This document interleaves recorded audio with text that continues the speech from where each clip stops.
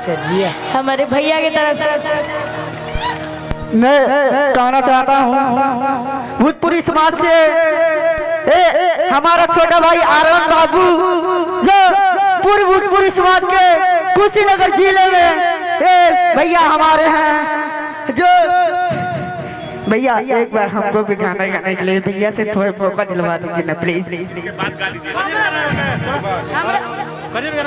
Hello अभी भैया हम सभी के बीच आइल बने हमरा सर वो बड़ बनी और अभी हमनी के तो साथ में झूमे के बाद साथ में हमनी के बहुत खुशी की बात बा कि आज खुशीनगर के कहीं राम जी से कह देना जय सिया राम मैं राम संग जपता तुम्हारा सदा नाम। ये लाइट जला दीजिए भैया। अब के बाद कि जो केसरी के लाल मेरा छोटा सा ये गाल जो केसरी के लाल मेरा छोटा सा ये काम मेरी राम जी से कह देना जय सिया राम मेरी राम जी से कह देना जय सिया राम। मैं राम संग जपता तुम्हारा सदा नाम मैं राम संग जपता तुम्हारा सदा नाम। जो केसरी के लाल मेरा छोटा सा जो केसरी के लाल मेरा छोटा कि जो श्री राम जानकी बैठे हैं मेरे सीने में वो देख लो मेरे दिल के नगीने में वो देख लो मेरे दिल के नगीने में श्री राम जानकी बैठे हैं मेरे सीने में।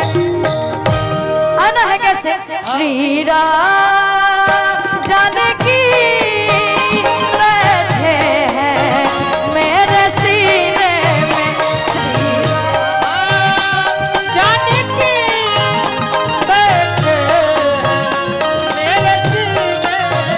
श्री राम जानकी बैठे हैं मेरे सीने में ओ देख लो मेरे दिल के नगीने में देख लो मेरे दिल के नगीने। लेकिन ऐसे नहीं हम चाहते हैं हमारी कुशीनगर की जितनी भी जनता है जरा सारे लोग अपने दोनों हाथों को उठाइए और सब लोग ताली बजा के श्री राम जानकी बैठे हैं मेरे सीने श्री राम जानकी बैठे मेरे सीने।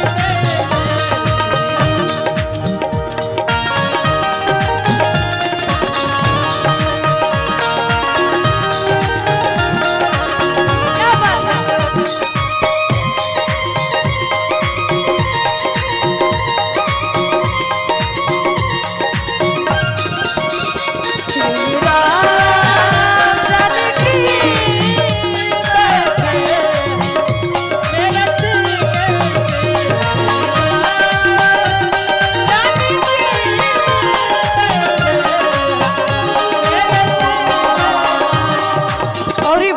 कहला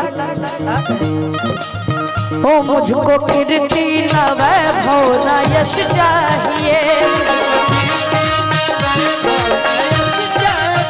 ओ राम के नाम का मुझको रस चाहिए ओ सुख मिले इस अमृत को पीने में सुख मिले इस अमृत अमृत को पीने। लेकिन ऐसे नहीं, हम चाहते हैं कि जितने भी हमारे माननीय सारे लोग यहाँ पे हमारे गार्जियन है, तो मैं 2 मिनट के लिए आप सभी के बीच आ रहा हूँ।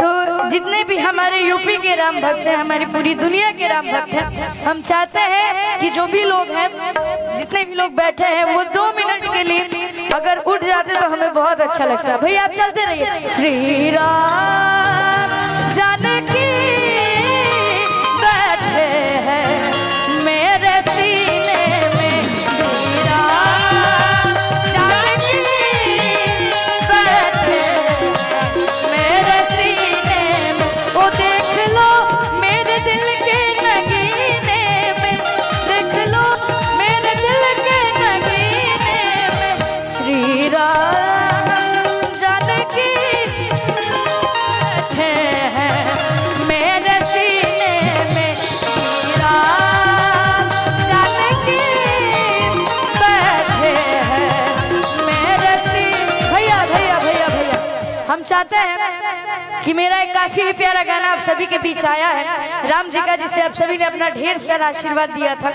कि अवध में भइल जे कर जनमवा जानत हो खबर राम जी के नामवा। और हमारे यूपी के जितने भी शेर हैं, हमारे शेर भाई। हाँ बाबू, ये यूपी और बिहार का जो रिश्ता है ना जी, बड़ा अद्भुत रिश्ता है माँ जानकी और श्री रामचंद्र जी का। कि मैं माँ सीता के नैहर रघुबर के ससुराल से आया हूँ। क्या बात है। एक बार दोनों हाथ उठाकर जगत जननी के चरणों में प्रणाम कर दीजिए, क्योंकि मैं बिहार से आया हूँ। सबके दोनों हाथ ऊपर। आइए हम चाहते हैं एक बार जोर से बोले श्यामती रामचंद्र की जय। लेकिन यूपी वाला बात नहीं खेलागत, हम बताई था, लेकिन आई कैसे कहे के बाद हमारे चाचा जी की तरफ से ढेर सारा आशीर्वाद अबे के भैया कि अवध में भइल जे कर जनमवा जानत हो खबर मजी के नामवा। अवध में भइल जे कर जनमवा राम जी के नामवा। अवध में भइल जे कर जनमवा जानत हो खबर राम जी के नामवा। अवध में भइल जे कर जनमवा जानत हो राम जी के नामवा। राम जी के नामवा हो रामा, राम जी के नामवा, राम जी के नामवा हो राम जी के नामवा, राम जी के नामवा हो रामा, राम जी के नामवा।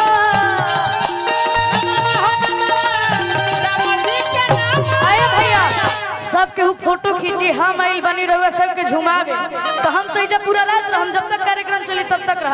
लेकिन ऐसे ना हम चाहता नहीं तनी हमरो साथ रहुआ लोग नाची, नाचम जानू नाचे के बनू। तो हम चाहता नहीं कि राम जी के नाम पे आज भी लोग हमरा से प्यार करेला और राम जी से अपना प्यार करेला, काहे कि मोबाइल तो सबके भी बा।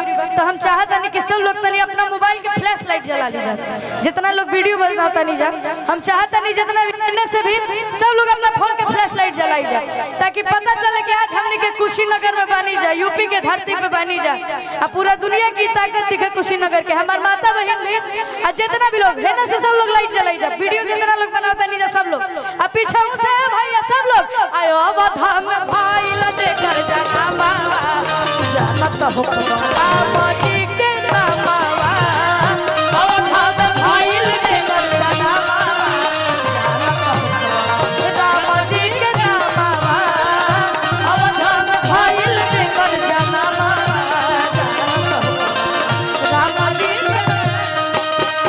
राम जी के नामवा हो रामा, राम जी के नामवा, राम जी के नामवा हो रामा, राम जी के नामवा। नहीं माने अभी रुकी, सबके घुमावे के बाद ठीक बा। फोटो हम सबके साथ खिंचवाई, कहे कि सब लोग हमरा से रामे से गोपाल भैया आराम से। हाँ हाँ राम जी के नामवा हो रामा, राम जी के नामवा, राम जी के नामवा हो रामा, राम जी के नामवा। दशरथ के रहनऊ लाला नावा जानत हो खबर राम जी के नामवा।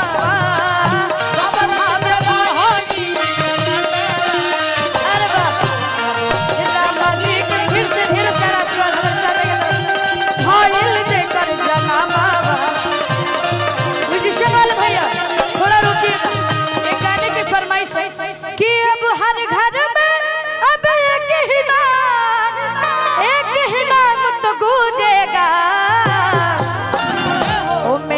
भारत का बच्चा बच्चा क्या बोलेगा? क्या बोलेगा? जय श्री राम। जय जय श्री राम बोलेगा। कहे कि ठंडा ढेर बात हम ताली नहीं बजाव, कहे कि तन ठंडा लगी तो कम से कम चिल्ला के अपना आशीर्वाद दीजिए कि मेरे भारत का बच्चा बच्चा क्या बोलेगा? आवे के बाद तनी झूम के ओ मेरे भारत का, ओ मेरे भारत का बच्चा बच्चा जय जय श्री राम बोलेगा। मेरे भारत का बच्चा बच्चा जय जय श्री राम बोलेगा। कि हर घर में अब एक ही नाम जय श्री, हर घर में अब एक ही नाम तो गूंजेगा। कैसे भैया? अच्छा हम चाहता नहीं पगड़ी उगड़ी बा ऐसे सबके भी होई लो तो हम चाहता नहीं कि तनी गोल गोल एकरा के आप सभी लोग घुमाई जाए। अगर जेकरा भी बा हम चाहता नहीं कि ठंडा के तनी भूल जाए, राम रस में मगन होके तनी घुमाई जा सब लोग। अब मेरे भारत का जेकरा भी नहीं खे वो अपन हाथवे तनी मनी ऐसे डोला दी तो मजा आई जाए। अब मेरे भारत का बच्चा बच्चा, मेरे भारत का बच्चा बच्चा जय जय श्री राम बोलेगा। भारत का बच्चा बच्चा जय जय श्री राम बोलेगा। मेरे भारत का बच्चा बच्चा जय जय श्री राम बोलेगा। कि प्रेमावा से बोला एक सुगानवा,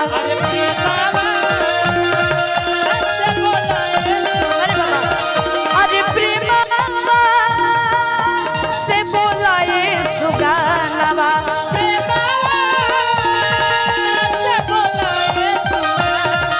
अरे श्री सीताराम प्रेमावा से बोला ये सुगानवा। श्री सीताराम, श्री सीताराम प्रेमावा से बोला ये सुगानवा। श्री सीताराम से बोला ये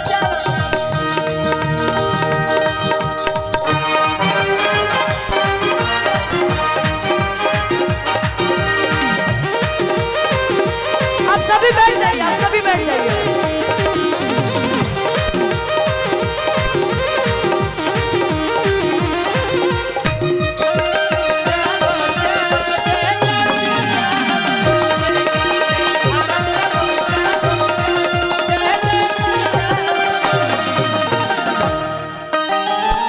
अभी हम नीचे गए थे और कुछ लोगों की फरमाइश आई थी, क्योंकि सभी चीजों को ध्यान में रखना है। महोत्सव बाटे और सब चीज के ध्यान में रखे के बाटे। ऐसे वो गाना के फरमाइश रहे कि जो केसरी के लाल मेरा छोटा सा ये